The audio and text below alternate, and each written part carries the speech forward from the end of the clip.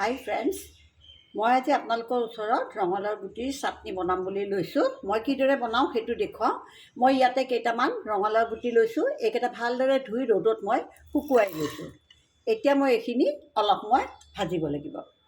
এইখিনি শুকানে ভালদৰে ভাজি ল'ব লাগিব। এতিয়া ইয়াতে কেইটামান মই বাদাম দিছোঁ। বেছি বাদাম নিদিব, তেতিয়া বাদামৰ ৰঙালাওৰ গুটিৰ টেষ্টটো নোহোৱা হৈ যাব, কমাই দিব। 4 ফুটা নহৰু দিছোঁ আৰু 2টা কেঁচা জলকীয়া দিছোঁ। জলকীয়াটো আপোনালোকৰ নিজৰ ইচ্ছা অনুযায়ী দিব। আটাইখিনি এইদৰে মই ভালদৰে ভাজি লৈ উঠি মই নমাই ল'ম। অলপ মই এইদৰে ভাজিব লাগিব।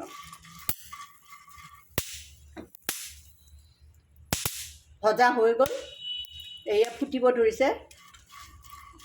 মই এতিয়া এইখিনি নমাই ল'ম। এইখিনি মই এখন প্লেটত উলিয়াই লৈছিলোঁ আৰু ঠাণ্ডা হ'বলৈ দিলোঁ। এতিয়া মই মিক্সিৰ চাটনিৰ বাতিটোত এইখিনি মই ঢালি দিম।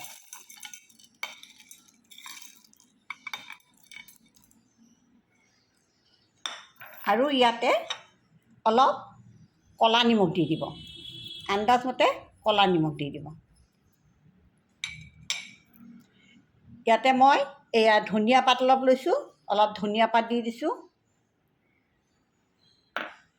আৰু অকণমান তেঁতেলীৰ ৰস দি দিছোঁ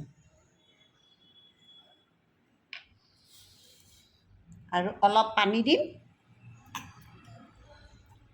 দি এইখিনি মই এতিয়া মিক্সিৰ জাৰত ভালদৰে গুড়া কৰি লওঁ। এয়া মই ৰঙালাওৰ গুটিৰ চাটনি বনাই আপোনালোকক দেখুৱালোঁ।